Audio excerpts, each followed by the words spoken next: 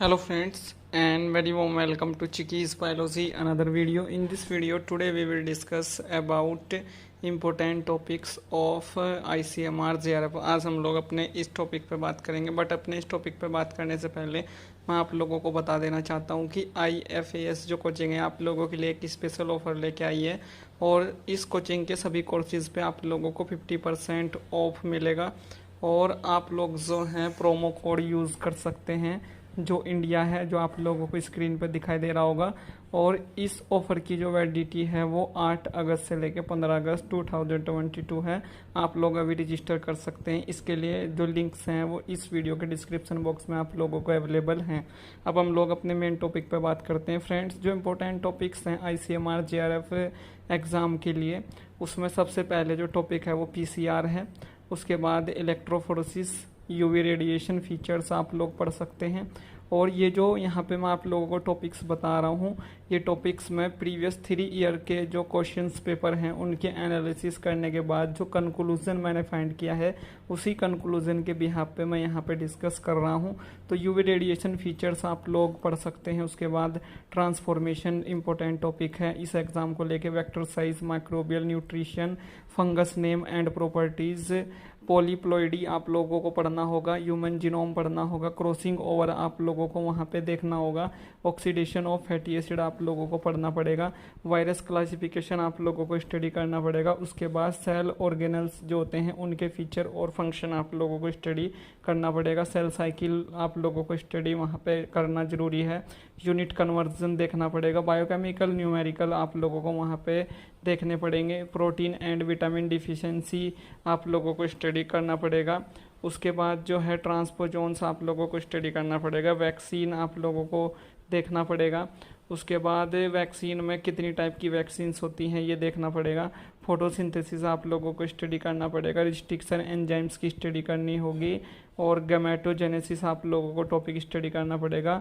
Green house gases आप लोगों को स्टडी करनी पड़ेंगी। लैक ऑफ एरोन स्टडी करना पड़ेगा। रिप्लिकेशन, ट्रांसक्रिप्शन, ट्रांसलेशन जो मोलिकुलर बायोलॉजी का पार्ट है ये आप लोगों को स्टडी करना पड़ेगा। इसके साथ साथ में मैथाइलेशन आप लोगों को स्टडी करना पड़ेगा। उसके बाद डबल फर्टिलाइजेशन आप लोगों को पढ़ना पड़ेगा। प्लाज्मिड वेक्टर टाइप्स आप लोगों को वहाँ पे देखना पड़ेगा जो रिकॉम्बिनेंट DNA टेक्नोलॉजी का पार्ट है। जेनेटिक डिसऑर्डर्स आप लोगों को स्टडी करने पड़ेंगे। विटामिन सी स्टडी करना पड़ेगा आप लोगों को वहाँ पे उसके बाद नोबेल प्राइज़ जो विनर्स हैं उनके बारे में आप लोगों को स्टडी करना पड़ेगा। बैक्टीरिया टाइप आप लोगों को देखना पड़ेगा। उसके बाद इंस्ट्रूमेंट्स फॉर मेजरिंग आप लोगों को स्टडी करना पड़ेगा। उसके बाद ब्लड ग्रुप्स कितने टाइप के होते हैं ये देखना पड़ेगा। स्टेलाइजेशन जो टेक्निक्स होती हैं उनके बारे में स्टडी करना पड़ेगा। टाइप ऑफ ट्रांसपोर्ट आप लोगों को देखना पड़ेगा। Types of transport, cell signalling आप लोगों को स्टडी करना पड़ेगा। मेडिकल माइक्रोबायोलॉजी स्टडी करना पड़ेगा। बायोइन्फॉर्मेटिक्स की स्टडी करनी पड़ेगी। उसके बाद ग्लैंड एंड हार्मोन्स के बारे में देखना पड़ेगा कि कौन सी ग्लैंड से कौन सा हार्मोन सिक्रीट होता है और कौन से हार्मोन का क्या फंक्शन होता है। उसके बाद डाइजेशन देखना पड़ेगा। ह्यूमन डाइजेशन, ह्यूमन ब्रेन के बारे में पढ़ना पड़ेगा। ECG के बारे में स्टडी करनी पड़ेगी।